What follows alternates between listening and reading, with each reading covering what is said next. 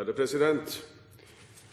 Jeg har lyst til å takke interpellanten for denne interpellasjonen. Jeg har også lyst til å takke ham for en svært omfattende og grundig fremføring av det som er budskapet, og som veldig mange er opptatt av i denne saken. Jeg er ikke like imponert over svaret fra statsråden, selv om jeg var nok litt spent når hun i forrige sak var litt betuttet over at det var en surrealistisk opplevelse å sitte i stortingssalen. Når hun da fikk et skikkelig saklig og godt spørsmål fra en representant, så synes jeg kanskje hun kunne svart på de spørsmålene han stilte.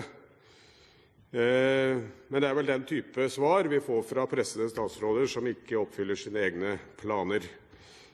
Det er ingen tvil om at Høyre har vært imot denne såkalte forvaltningsreformen, og det er vi fortsatt.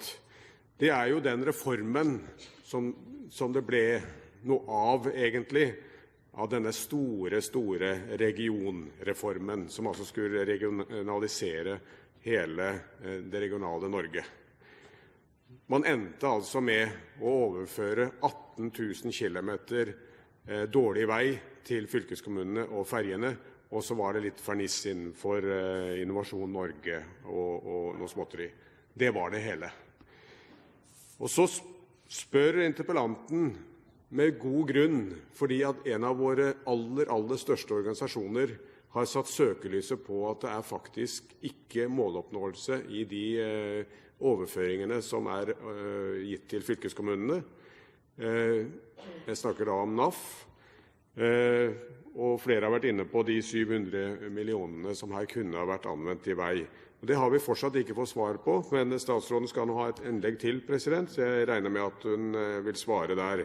For det som NAF påpekte, var jo at fylkene benyttet låneordningen til å oppfylle den rammen som egentlig da var direkte overførbart og sammenlignbart med året før til de samme type veier.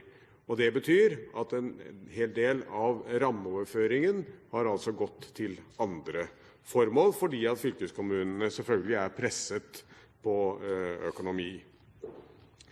Litt grann til prinsippet om å overføre veier må vi også ta, president.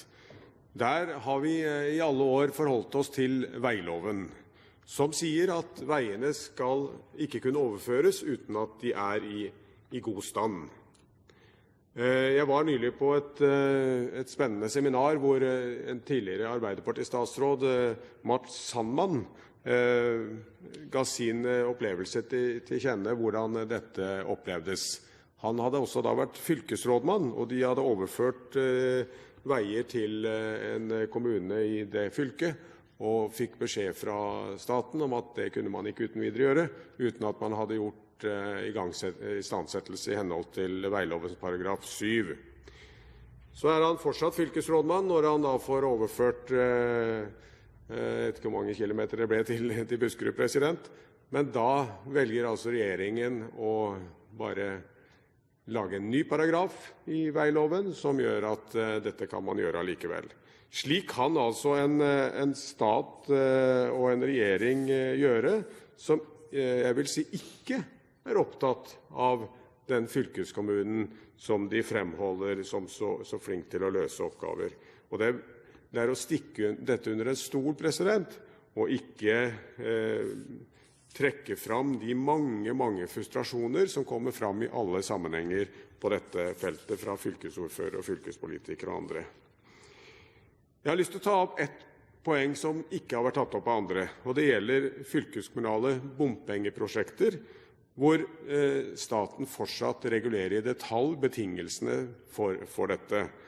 Det gjelder også bompengeprosjekter på statlige veier, hvor fylkeskommunene fortsatt er den viktige aktør som gjør dette mulig å realisere de mange store veiprosjekter som regjeringen fremmer.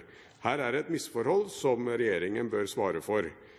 Avslutningsvis, president, Høyre har gått imot denne reformen. Vi er imot den fortsatt, og vi ønsker å nullstille den hvis vi kommer i posisjon til det.